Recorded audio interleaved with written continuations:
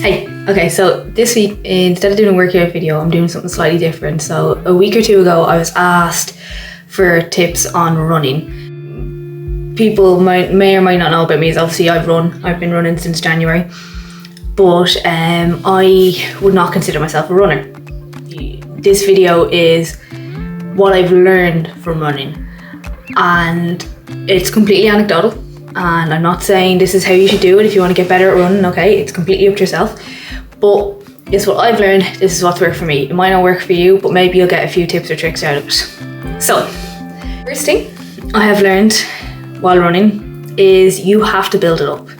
Like, you can force yourself to run longer if you want, but you'll just hurt yourself. Like, it'll just havoc on the joints. It'll, like, you know, you just don't want to do it, you know?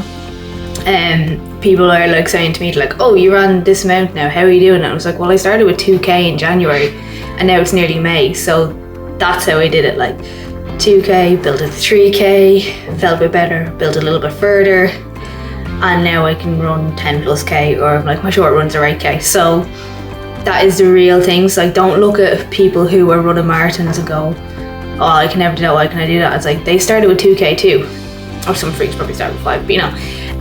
Basically that's the way I want to look at it, is start from the bottom and don't worry about what other people are running and what time they're doing it, and build it up gradually. And as you feel better, you push yourself more and you go, okay, today, you know, you might run one day planning a 5k, and then suddenly you're like, oh, I ran 7, I wasn't expecting that. If you fell up for it, do it, like just try it, like, you know.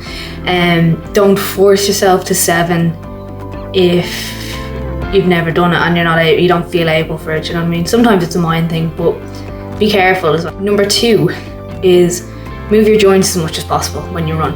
So you don't want to run like this, and you don't want to be just like step, step, step, and it's only going through your knee and hip. You actually want to try and move as much as you can. So swing the arms, that'll help you drive your feet.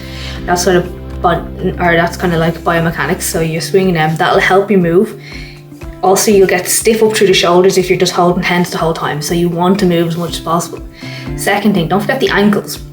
Okay, because if your feet are just pushing forward, like, you know what I mean, they're not moving, you'll end up like sore feet, shin splints, plantar fasciitis. If anyone's ever experienced that, that is actually a pain under your like arch of your foot. If you're actually moving the joint as you run, you're getting more movement through it, taking impact out. I'm explaining this badly, but you know, that's the thing. You want those ankles to move as much as your legs, and if you can, try and sometimes focus on driving from behind as opposed to pulling from your hips to the front. So a combination then will make your running easier and also less painful. My third thing for warming up, I find works for me really well, is foam rolling.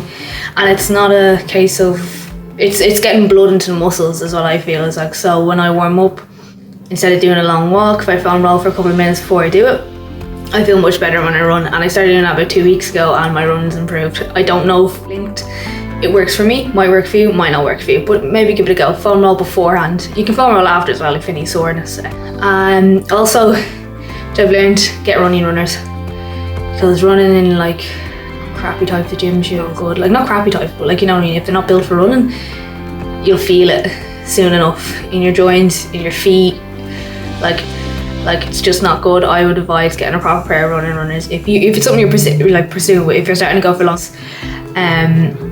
Really important, more important than anything. Also as well, like if you're finding you're in the same position with running, like, you know, you've done and it's getting easy, don't be afraid to challenge yourself. Really don't. Like, the next one, like try an extra kilometer, maybe try to go for a faster run, see what you can do. Like, you know, it's obviously, I said build it up, but when you've gotten to that point where you know you're comfortably running so much, it's time to step it up. Like if you're weightlifting, you lift heavier, or you try for more reps. So why won't do it quicker? One of the other, run quicker, run longer. Sorry, God, great at English here.